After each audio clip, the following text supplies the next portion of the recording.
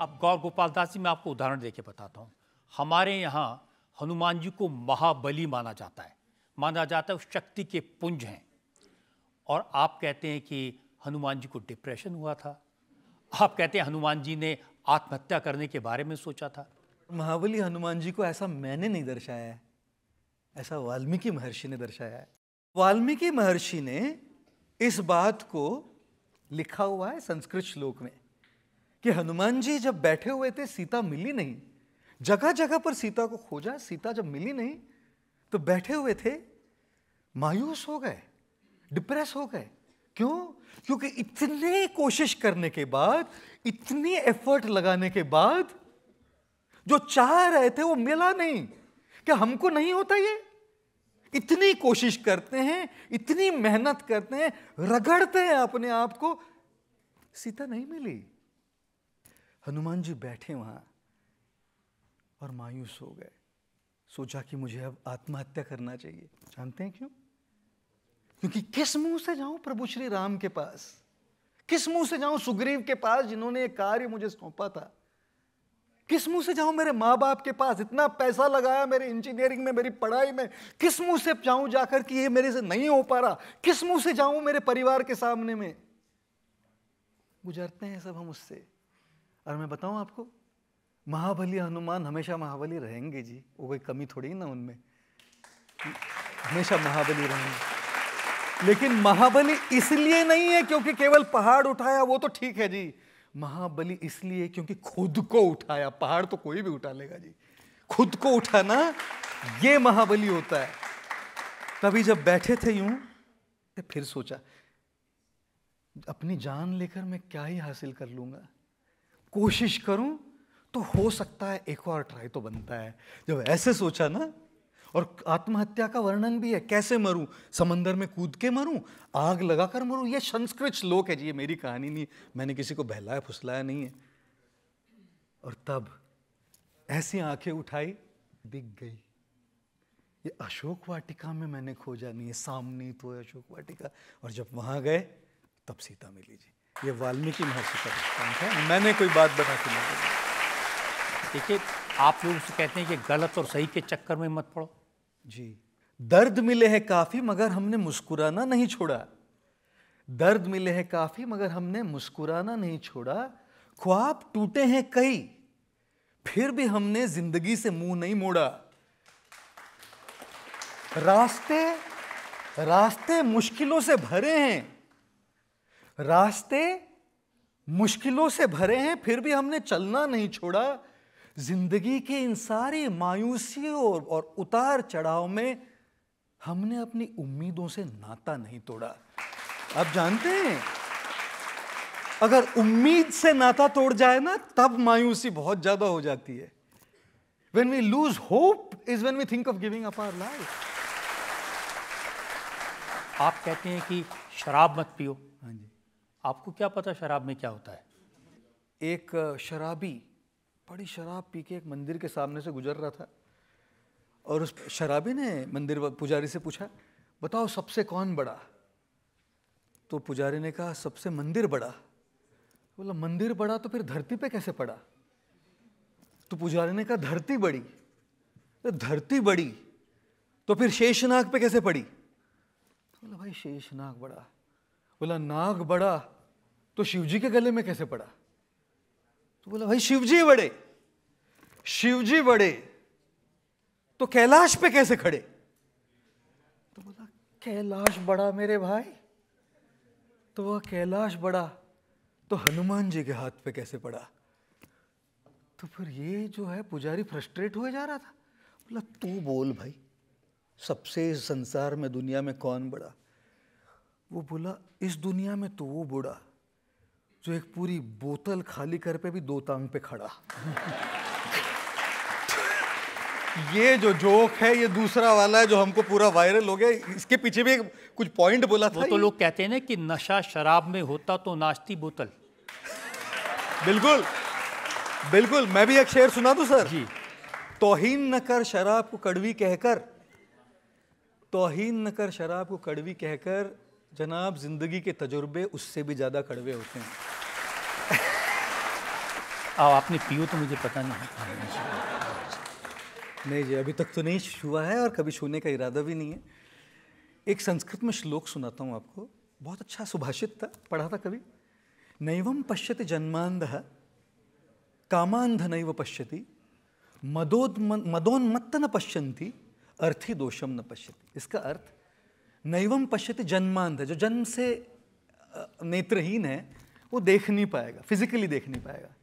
कामांध नैव पश्यति, जो काम वासना से जो बहुत प्रताड़ित है वो भी सामने वाले को देख नहीं पाएगा, वो किसी को रिस्पेक्ट की नज़र से नहीं देख पाएगा, उसकी दृष्टि दूषित है, वो देख नहीं पा रहा सही चीज़ को। अर्थी दोषम न पश्यति, जिसको बस किसी भी हालत में पैसा कमाना है वो दोष नहीं देखता कि गलत करूँ या सही करूँ, कुछ भी कर लेता है। लेकिन चौथा बहुत बड़ा जो है, मदोन्मत्त न पश्यति, जिसको चढ़ी है ना जी, जिसको नशा चढ़ी है वो भी देख नहीं पाता। शराब की नशा से बहुत ज़्यादा बड़ी नशा है अहंकार की नशा, अहम की नशा। जानते हैं क्यों? क्योंकि शराब पीने वाले की नशा तो एक रात में उतर जाएगी जी। जिसको अहम की नशा चढ़ी है, सामने उससे बड़े बड़े उस्ताद बैठे हैं लेकिन वो नेत्रहीन हो गया, वो देख नहीं पाता कि मुझसे बड़े हैं, उसका लगता है कि मैं ही सबसे बड़ा हूँ। और इसीलिए ना वो जो है ना, एक बहुत बढ़िया वो था, कलौराएंगे नगमों की खिलती कलियां चुनने वाले, मुझसे बेहतर कहने वाले, तुमसे बेहतर सुनने वाले, कल कोई मुझको याद करे, क्यों कोई मुझको याद करे, मशरूफ ज़माना मेरे लिए, क्यों वक्त अपना बर्बाद करे। मैं पल दो पल का शायर हूँ, पल दो पल मेरी कहानी है, पल दो पल मेरी हस्ती है, पल दो पल मेरी जवानी है। कल मुझसे बेहतर कहने वाले आएंगे, कल इनसे बेहतर सुनने वाले हैं जी। किस चीज़ का गुरूर करके बैठा हूँ मैं? तो ये नशे से मैं सावधान रहना चाहता हूँ जी। ये बाकी नशा तो मैं करूँगा नहीं कभी, और किसी को मैंने कहा नहीं पियो या मत पियो, कभी नहीं कहा ये बात, कभी नहीं कही ये बात।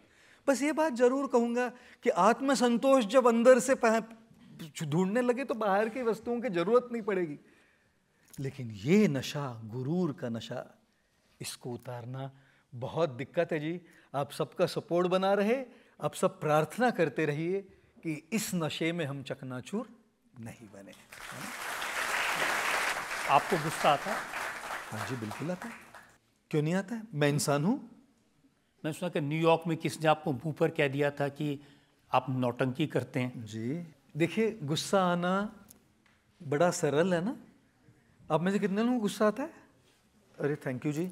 एक महिला से उसके पति ने पूछा कि तुमको जब मुझ पे बहुत ज़्यादा गुस्सा आता है ना, तो उस गुस्से को निकालने के लिए तुम क्या करती हो? तो महिला ने कहा, मैं टॉयलेट का कमोड साफ करती हूँ। तो पति ने कहा, भाई टॉयलेट का कमोड साफ करने से मुझ पर का गुस्सा कैसे निकलता है?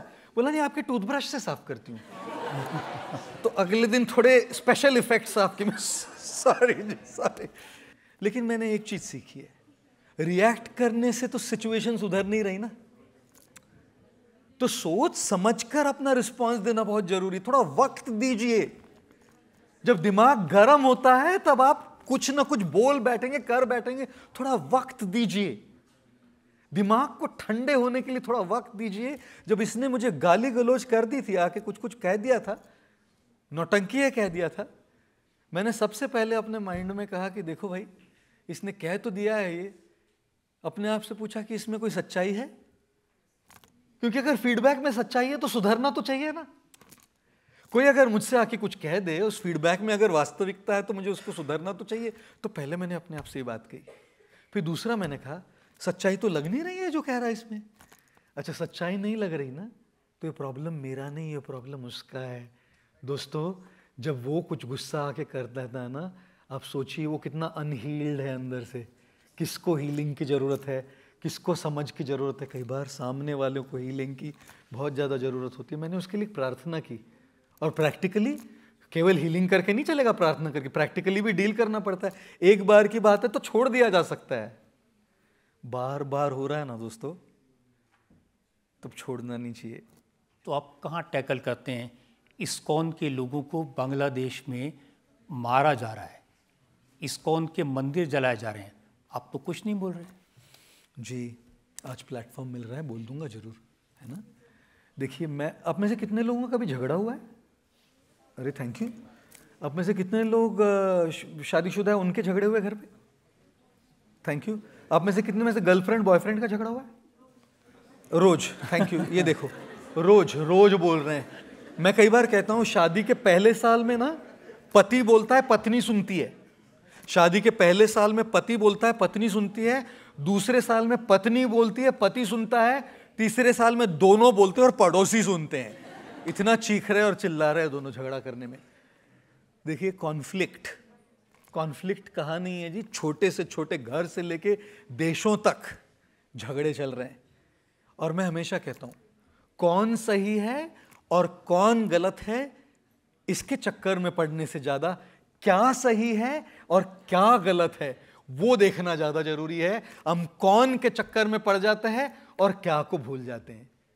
अन्याय जहां पर भी हो, अन्याय के खिलाफ आवाज तो उठानी चाहिए। Don't talk about who is right and who is wrong, talk about what is right and what is wrong. Is violence right? Is killing right? Is taking away people's rights right? No. तो मैं क्यों बोलूं कौन सही है कौन गलत है? सारा विश्व नहीं देखेगा कौन सही है और कौन गलत है। इसलिए मैं हमेशा कहता हूं don't go by who, go by what. और जब वो अन्याय हो रहा है ना, उस पर आवाज उठाना बहुत ज्यादा जरूरी है। मैंने हमेशा कहा है the world doesn't suffer because of the violence of bad people. The world doesn't suffer as much because of the violence of bad people. The world suffers because of the silence of good people, right? इसीलिए good people don't remain silent.